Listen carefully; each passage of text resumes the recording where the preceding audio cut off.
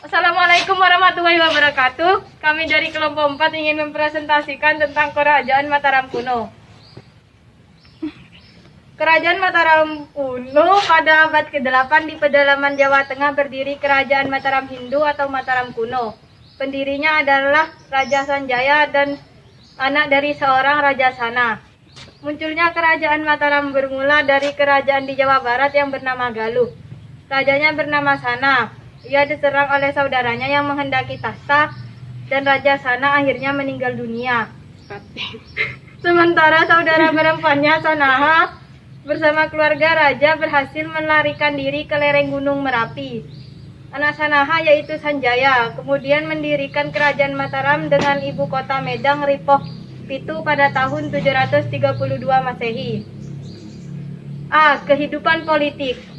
Ada beberapa prasasti peninggalan Mataram kuno, antara lain prasasti Canggal, Mantiasih atau Kedu, dan prasasti Kalasan. Prasasti Kalasan ditulis dalam huruf Palawa dan berbahasa Sanskerta. Dalam prasasti ini dijelaskan bahwa pada mulanya Pulau Jawa atau Jawa Dwipa diperintah oleh seorang raja bernama Sana yang memerintah secara adil dan bijaksana. Setelah Raja Sena meninggal, Jawa Dwipa dalam keadaan kacau dan tampillah Sanjaya dalam mengatasi keadaan. Sanjaya mendirikan Kerajaan Mataram Hindu dan memerintah hingga tahun 760 Masehi. Setelah meninggal Raja Sanjaya, Kerajaan Mataram kuno tersedak oleh kekuasaan dinasti Sailendra sehingga terdapat dua kekuasaan Mataram kuno yang dibagi menjadi dua dinasti, yaitu dinasti Sanjaya beragama Hindu dan dinasti Sailendra beragama Buddha. Mereka hidup damai. Kekuasaan dinasti Sanjaya memerintah di daerah Jawa Tengah bagian utara dan dinasti Sailendra memerintah di daerah Jawa Tengah bagian selatan. Untuk mempertahankan kekuasaannya, Kerajaan Sriwijaya, Kerajaan Siam, Kerajaan India, Mataram juga mengatakan perkawinan politik untuk menyatukan dinasti India dengan raja terakhirnya Raja Wawa. Pada masa pemerintahan Empu Sindok, kekuasaan Mataram kuno dipindahkan ke Jawa Timur karena adanya bencana alam, letusan gunung berapi, dan ancaman Sriwijaya. Empu Sindok mendirikan kekuasaan baru, yaitu kekuasaan Medang Kamulan. Kata nama lain dari Mataram dan Kamulan berasal dari kata mula yang beraninya awal. Pada tahun 990 Masehi, Empu Sindok digantikan oleh keturunannya, yaitu Raja Dharmawangsa. Raja ini berniat memindahkan pusat perdagangan ke wilayahnya.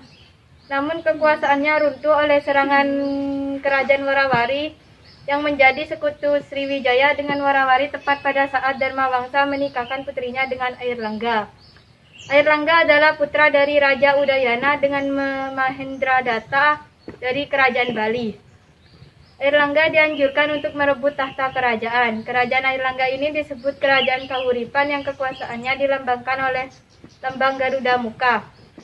Ketika tiba masanya Raja Airlangga turun tahta, ternyata putrinya yang bernama Sri Sanggrawijaya menolak menggantikan kedudukan sebagai raja. Ia memilih menjadi petapa dengan gelar Dewi Kilisuci. Raja Airlangga membagi kerajaan menjadi dua, Kerajaan Jenggala Kahuripan, Kerajaan Daha Kediri. Kehidupan sosial budaya. Kerajaan Mataram kuno menganut dua agama Hindu dan Buddha, tetapi mereka hidup rukun dan bertoleransi. Sikap ini buktikan ketika mereka bergotong royong membangun Candi Borobudur. Prasasti peninggalan Mataram kuno ialah Prasasti Canggal pada tahun 732 Masehi, Prasasti Kelura tahun 782 Masehi, Prasasti Mantiasih atau Kedu. Candi yang bercorak Hindu antara lain Candi Bima, Candi Arjuna, Candi Nakula, Candi Prambanan, Candi Ratu Boko, Candi Sambidari, dan lain-lain. Candi yang bercorak Buddha yaitu Candi Borobudur, Candi Kalasan, dan Candi Sewu.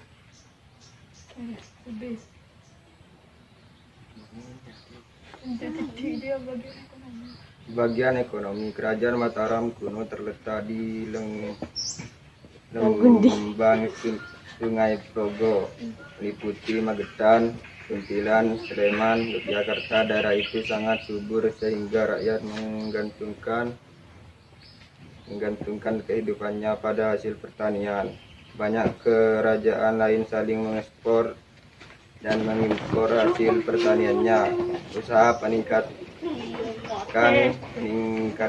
dan mengembangkan hasil pertanian telah dilakukan sejak masa pemerintahan Raja Katuahangi. Usaha perdagangan juga mulai mendapat perhatian ketika Raja Balitung berkuasa. Di sisi lain, penduduk aliran Sungai Bengawan Solo juga diperintahkan untuk menjamin kelancaran arus lalu lintas perdagangan melalui aliran sungai tersebut.